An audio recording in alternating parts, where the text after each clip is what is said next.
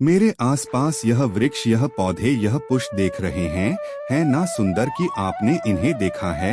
इसी प्रकार जब प्रेम की बात आती है, लोग किसी का मोक्ष स्मरण कर लेते हैं। ऐसी आंखें, वैसी मुस्कान, तिरछी वृक्ष, यानी कि पर क्या यही प्रेम का अस्तित्व है? नहीं, यह उस शरीर का अस्तित्व है जिसे हमारी आंखों ने देखा और हमने स्वीकार कर लिया। परंतु प्रेम भिन्न है।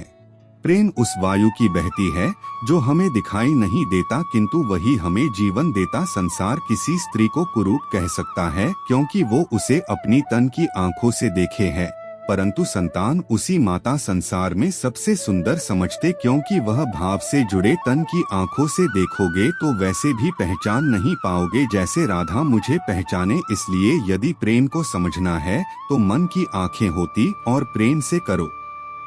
साथ ही साथ संसार में सबसे बड़ा, सबसे महान जीव कौन सा है?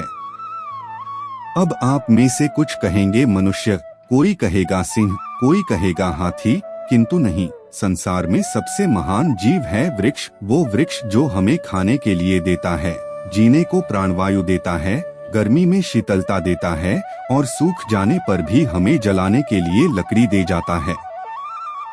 अब आप सोच रहे होंगे कि मैं ऐसे अचानक वृक्षों की महिमा मंडित क्यों करना? मेरा संकेत इस वृक्ष से कहीं अधिक गुण है उस बीज की ओर।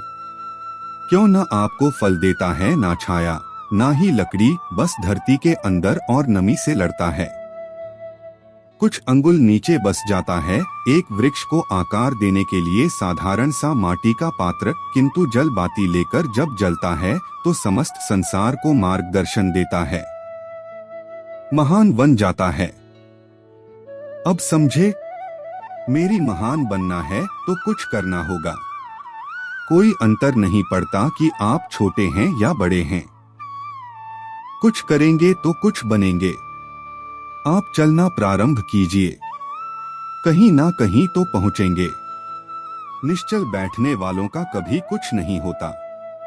स्मरण रखिएगा, कुछ आरंभ करने के लिए महान होना आवश्यक नहीं है, किंतु महान होने के लिए कुछ आरंभ करना अति आवश्यक है। राधे राधे।